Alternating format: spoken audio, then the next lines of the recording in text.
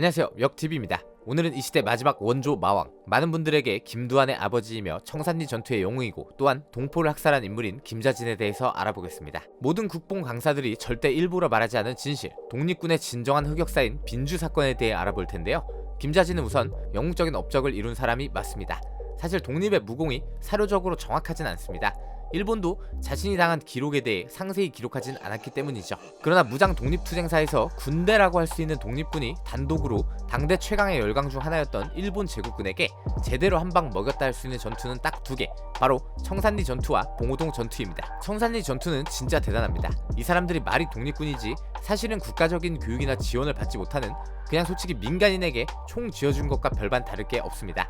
그런 무장 집단이 일본 제국군의 정규군을 최소 대대급에서 많게는 연대급까지 거의 괴멸시킨 엄청난 전투죠. 훗날 김자진은 대한민국 최고 훈장인 건국훈장 대한민국장을 받았습니다. 김자진은 양반 가문 출신이었습니다. 또 상당히 잘 사는 집안 출신이었죠.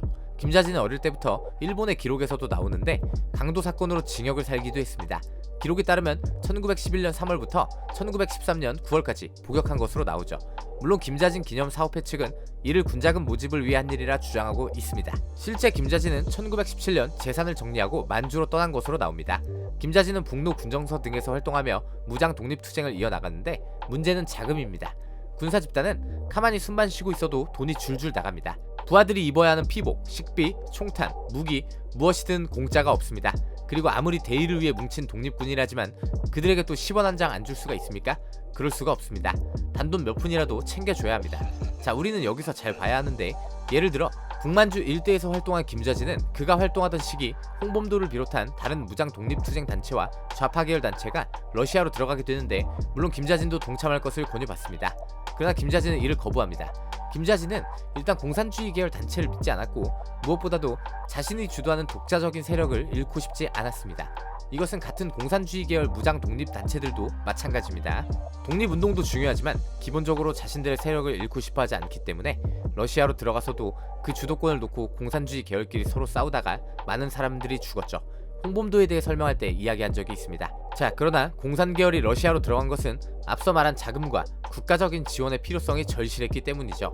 그러니까 이대로 가다가는 독립운동이고 뭐고 할 수가 없다라는 공통적인 문제에 도달했기 때문에 그들은 국가적인 지원을 받기 위해 러시아로 들어가는 겁니다. 서로 다른 단체인데 말이죠. 그러나 김자진은 이를 거부했습니다. 그렇다면 이제 김자진에게 남은 선택지는 무엇일까요? 그렇죠. 돈덩어리인 무장 집단을 유지하고 불려나가기 위해서는 당시 만주에 살고 있던 제만 동포들의 돈과 지원이 필요한 겁니다. 돈뿐만 아니라 인력 또한 여기서 조달해야 하는 것입니다. 실제로 제만 동포들은 아직 일제가 직접적으로 만주를 지배하기 이전에 적극적으로 독립군에게 돈을 냈고 협력했습니다. 또한 김자진이 신봉하는 대종교인들이 많이 분포되어 있는 지역이기도 했죠. 이러한 상황이었기 때문에 1920년 10월 청산리 전투라는 빛나는 전과를 만들 수 있었던 것입니다. 김자진은 1922년 북만주 지역으로 이동하여 대한독립군단을 조직하여 활동했습니다.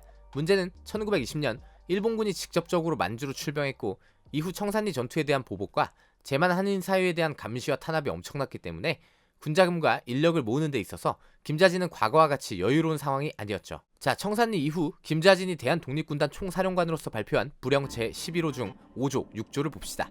제5조, 본 군단에 있어서 직무한 병사로서 병역의 복무를 기피하는 자는 중벌에 처한다. 제6조, 본 군단에서 청연한 군자금의 납부를 거절한 자는 중벌에 처한다.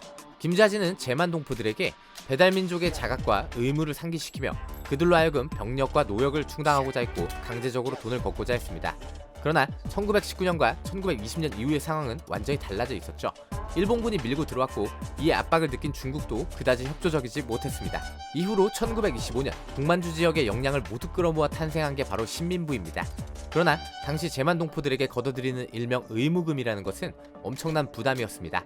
북만주 지역의 한인들은 거의 대부분 소작농이었고 어려운 상황에서 농사를 지으면서도 군사훈련에 동원되는가 하면 또 돈까지 내야 했죠. 이런 상황은 신민부와 김자진에 대한 불신과 불만으로 이어지게 되었습니다.